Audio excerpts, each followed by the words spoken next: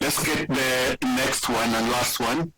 And I don't know, they're not ranked, but this is equally important. The UN Food Systems Hub just had a session last week, is it last week, yeah?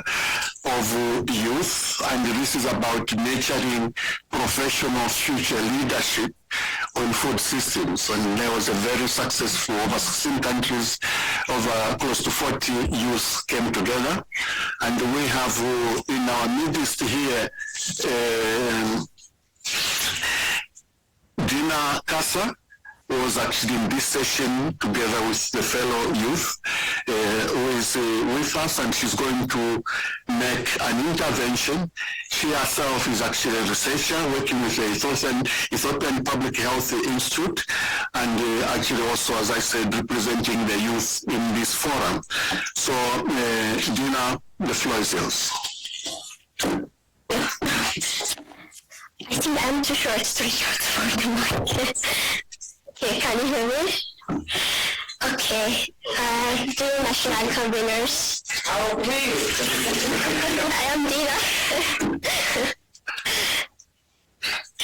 Dear National Convenors, first and foremost, I want to express my gratitude for this invaluable opportunity to convey the key messages of African youth today. And before I begin, I would like to acknowledge the presence of Aziz from Nigeria and Sunlight from Ethiopia, who I came here to present the youth of Africa here. The youth make up over 70% of Africa's population and are the most vulnerable to climate change.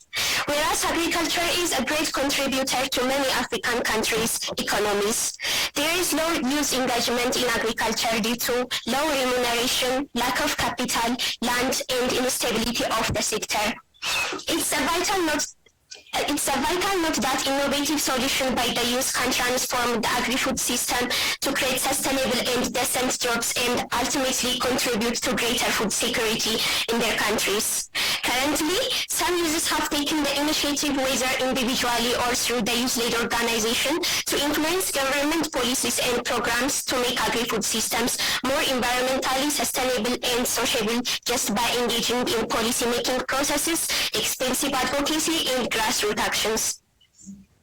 These efforts need to be complemented by the efficient, favorable policies as well as a support by the governments, which will increase the number and the quality of youth engagement in food system.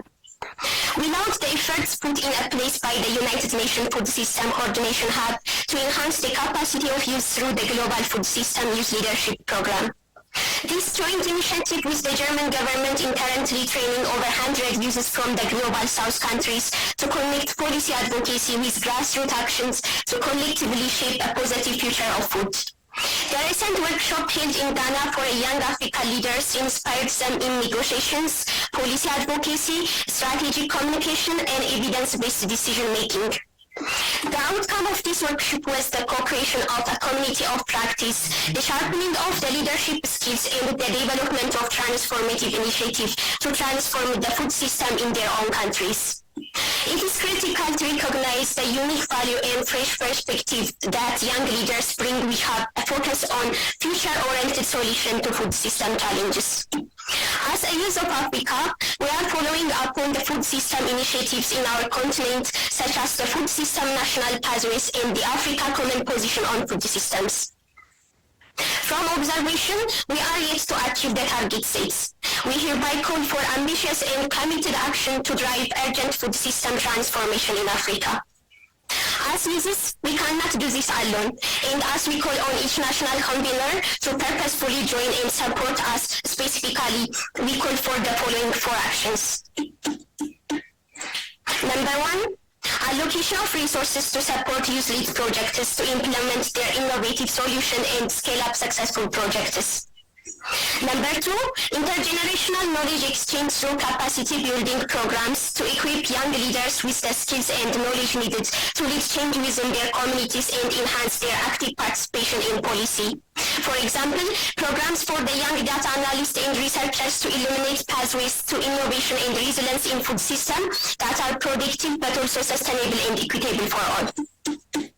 Number 3, create platform for meaningful engagement of youth in decision-making process while avoiding tokenism and ensuring the adoption of their recommendations and resolutions.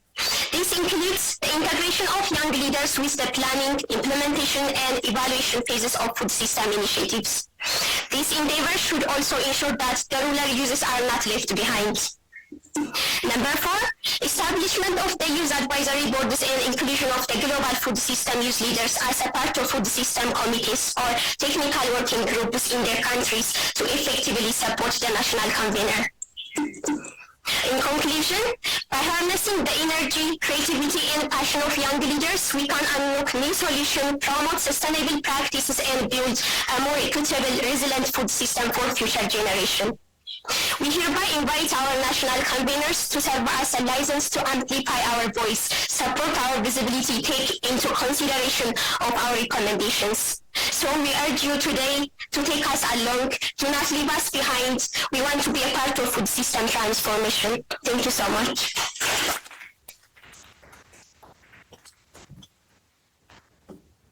The message clear, loud and clear. Thank you so much, Dina.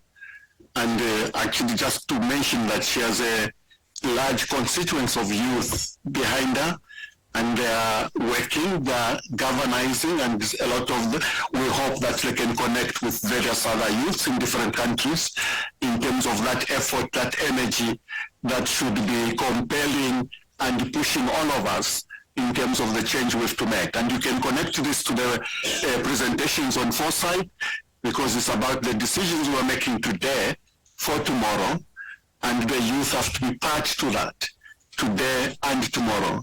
So thank you very much, Dina.